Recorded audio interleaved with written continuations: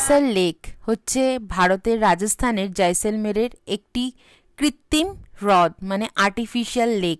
এটি 1156 খ্রিস্টাব্দে জয়সলমেরের প্রতিষ্ঠাতা রাজা রাওয়াল জয়সাল দ্বারা নির্মিত হয়েছিল এবং পরে 1367 খ্রিস্টাব্দের দিকে গাদসি সিং ভাটি পুনর্নির্মাণ করেছিলেন।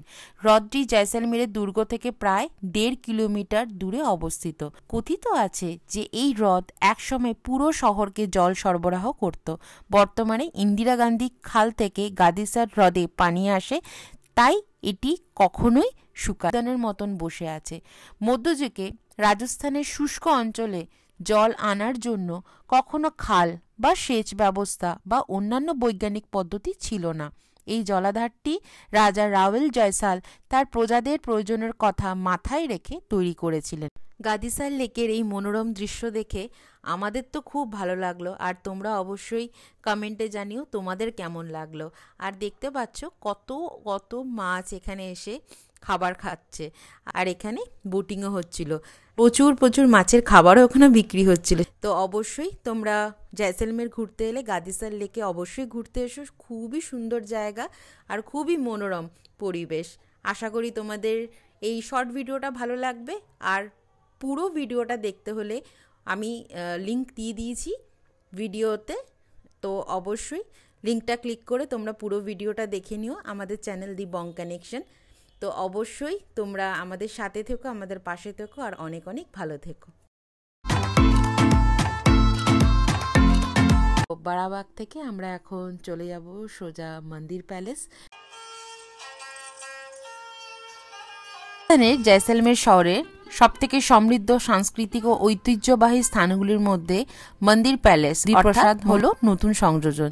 যদিও সেখানে দুর্গ, বালির টিলা এবং বাড়িগুলি রয়েছে যা সহস্রাব্দের মতো পুরনো, মন্দির প্রাসাদ এখনও তার অসামান্য সূক্ষ্মতা এবং জাঁকজমকের সাথে রয়েছে।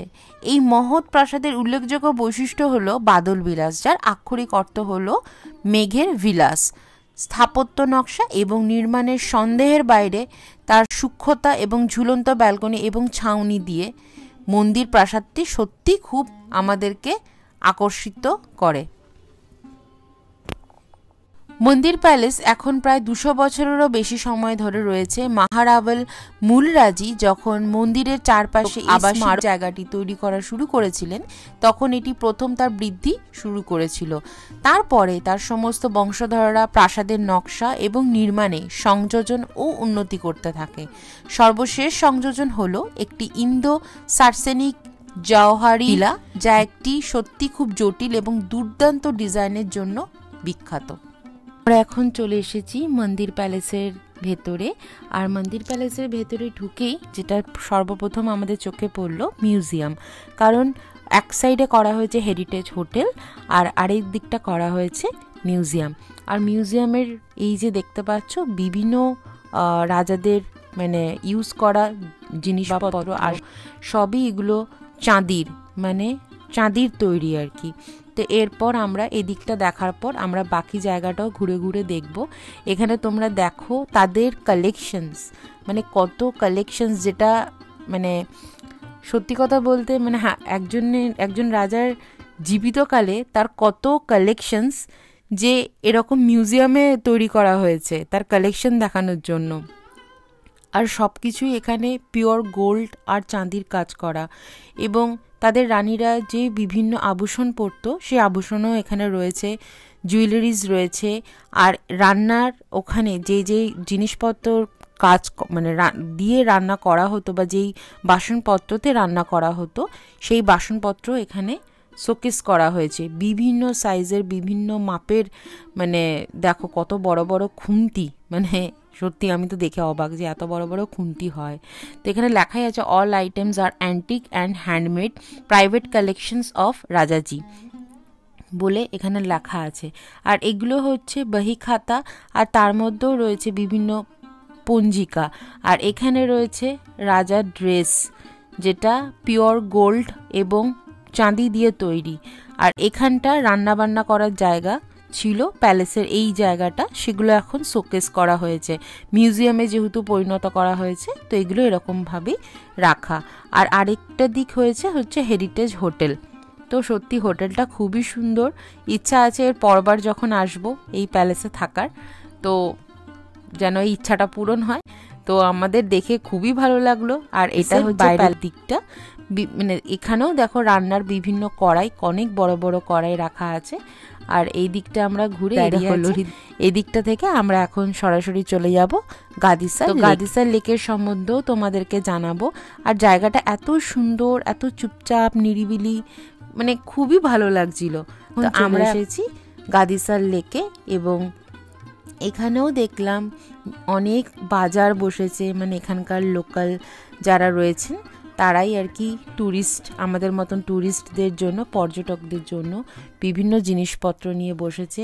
আর ম্যাক্সিমাম এখানে আমরা ঘুরতে ঘুরতে যত বাজার আমাদের চোখে পড়লো, ম্যাক্সিমাম ক্ষেত্রেই দেখা গেছে জিনিসপত্রগুলো হচ্ছে হ্যান্ডমেড বা হ্যান্ড পেইন্টেড, সবই হাতে তৈরি করা। সত্যি খুব ভালো লাগছিল যে এত সুন্দরও হাতে বানানো যায় জিনিসপত্র। লেক হচ্ছে ভারতের রাজস্থানের জয়সলমেরের একটি কৃত্রিম হ্রদ, মানে আর্টিফিশিয়াল লেক। এটি 1156 খ্রিস্টাব্দে জয়সলমেরের প্রতিষ্ঠাতা রাজা রাওয়াল জয়সাল দ্বারা নির্মিত হয়েছিল, এবং পরে 1367 খ্রিস্টাব্দের দিকে গাতসি সিং ভাটি পুনর্নির্মাণ করেছিলেন। হ্রদটি জয়সলমেরের দুর্গ থেকে প্রায় 1.5 কিলোমিটার দূরে অবস্থিত। কথিত আছে যে এই হ্রদ একসময় পুরো শহরকে জল সরবরাহ করত। বর্তমানে ইন্দিরা গান্ধী খাল থেকে গাদিসার হ্রদে পানি আসে, তাই এটি কখনোই শুকায় না। রাজস্থানের শুষ্ক রাজ্যে জয়সলমেরের উপকণ্ঠে সুন্দর গাদিসার হ্রদ রয়েছে, যা মরুভূমির হৃদয়ে মরুদ্যানের মতন বসে আছে। মধ্যযুগে রাজস্থানের শুষ্ক অঞ্চলে জল আনার জন্য কখনো খাল বা সেচ ব্যবস্থা বা অন্যান্য বৈজ্ঞানিক পদ্ধতি ছিল না। এই জলাধারটি রাজা রাওয়াল জয়সাল তার প্রজাদের প্রয়োজনের কথা মাথায় রেখে তৈরি করেছিলেন। জয়সলমেরের দুর্গের কাছাকাছি অবস্থিত হ্রদটি গরম এবং শুষ্ক মরুভূমির জলবায়ু থেকে একটি সহজ বিশ্রাম। গাদিসার হ্রদ এবং তার সংলগ্ন দুর্গের মনোরম এবং দেখায়, বিশেষ করে যখন পূর্ব আকাশ রক্ত লাল হয়ে যায় এবং সূর্য উদিত হয়, জয়সলমেরের দুর্গের উপর তলায় তার রশ্মি পড়ে। এই হ্রদে বোটিং করা যেতে পারে বা বাঁধের চারপাশে হাঁটা উপভোগ আপনারা করতে পারেন। শীতকালে যদি আপনারা এই পরিদর্শন করতে আসেন, মানে আমরা যেমন এখন শীতকালে এসে গাদিসার লেকে মানে রাজস্থান ঘুরতে, তাহলে আপনারাও হয়তো সৌভাগ্যবান হতে পারেন যে ভরতপুরের নিকটবর্তী পাখি অভয়ারণ্য থেকে সুন্দর সুন্দর পাখিদের ঝাঁকে ঝাঁকে আসতে আপনারা অবশ্যই দেখতে পাবেন হ্রদের পাশে। আর তার সাথে এই যে লেকটা আপনারা দেখছেন, এই লেকে প্রচুর প্রচুর মাছ রয়েছে, এবং সেই সব মাছদেরকে খাওয়ানোর জন্য খাবারও এখানে আপনারা চাইলে কিনতে পারেন, এবং আমরাও এই মাছদেরকে অনেক খাবার খাইয়েছি। চাইলে আপনারা বোটিংও করতে পারেন। কিন্তু আমরা সারা দিন এত বেশি ঘুরেছি এবং এত বেশি আমরা ক্লান্ত ছিলাম, আর বোটিংয়ের লাইন যদি আপনারা খেয়াল করেন অনেক বেশি লাইন ছিল, তো আমাদের সেই মানে এনার্জি এতটুকু অবশিষ্ট ছিল না যে আমরা বোটিংটা করতে পারতাম। তো আমরা ওখানেই বসে উপভোগ করছিলাম আশপাশটা, সত্যি খুব সুন্দর লাগছিল। আর অবশ্যই লাইট অ্যান্ড সাউন্ড শোটা আপনারা দেখতে ভুলবেন না, সত্যি খুব ভালো হয়। আর এখান থেকে আমরা এরপর চলে যাব হচ্ছে হোটেল, আর নেক্সট ডেতে আমরা আবার কোথায় যাচ্ছি সেটা আমরা নেক্সট ব্লগে অবশ্যই তোমাদের সাথে শেয়ার করব। আমাদের চ্যানেলের ভিডিওগুলো, ব্লগগুলো যদি তোমাদের ভালো লাগে অবশ্যই নিজেদের ফ্রেন্ডস, ফ্যামিলি মেম্বারদের সাথে শেয়ার করো। এটা তাহলে আমাদের চ্যানেলকে আরও এগিয়ে নিয়ে যেতে অনেক সাহায্য করবে। আর তোমরা যেমনভাবে আমাদের চ্যানেলের পাশে থেকেছো আর অবশ্যই এখনও সাপোর্ট করছো, অবশ্যই তোমাদের এই ভালোবাসার জন্যই আমরা এত দূর এগোতে পেরেছি। আশা করি ভবিষ্যতেও আমরা আরও এগিয়ে যেতে পারবো। তোমাদের সবার সাপোর্ট একান্ত কাম্য আমাদের কাছে, আমাদের চ্যানেলকে আরও এগিয়ে নিয়ে যেতে। আর তোমাদের সাপোর্টটা আমাদের খুব প্রয়োজন এই মুহূর্তে। সবাই এরকমভাবে পাশে থেকো আর সবার সাথে চ্যানেলটা শেয়ার করার চেষ্টা করো। তোমাদের যদি ব্লগটা ভালো লাগে অবশ্যই লাইক কমেন্ট করে জানিও। আর আমি ডেসক্রিপশন বক্সে সমস্ত কিছু ডিটেলসে দিয়ে দেবো, যেমন এতদিন দিয়ে এসেছি। তো অবশ্যই সেগুলো চেক করতে ভুলো না। কারোর যদি কোনো কোয়ারি থাকে অবশ্যই কমেন্ট করে জানিও কমেন্ট সেকশনে, আমি অবশ্যই রিপ্লাই করে দেবো। সবাই খুব ভালো থেকো আর সবাইকে ভালো রেখো। নতুন ব্লগ নিয়ে আবারও